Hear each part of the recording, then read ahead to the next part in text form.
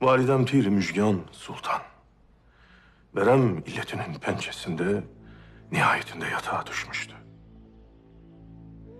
Hastalık bize bulaşmasın diye saraydan uzaklaştırılmıştı. Onu görmem dahi yasaktı. Onun şefkatli ellerine, musiki gibi gelen sesine muhtaçtım. Nice günler, nice geceler geçti. Bir ağaç nasıl suya muhtaç ise, bir evlat da validesine öyle muhtaçtır. Babam validemin hak vaki olacağını anlayınca, onu dünya gözüyle son bir kez görmeme müsaade etti.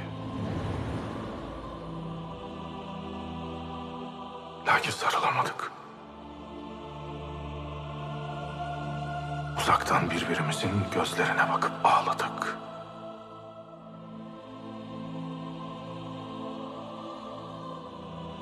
O güzel yüzü hatırladığımdan solgundu. Musiki gibi gelen sesi duyulmuyordu. Yaklaşıp annemin son sesini bile duyamadım.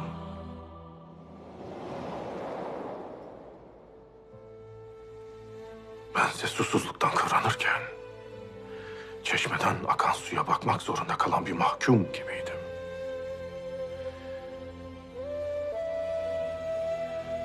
Susuzluğum hiç dinmedi.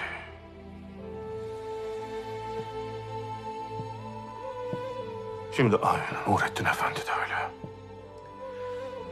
Küçükken annemin yanına yaklaşamıyordum. Şimdi evladımın yanına yaklaşamıyorum. Ona dokunamıyorum bile. Ona da sadece uzaktan bakabiliyorum.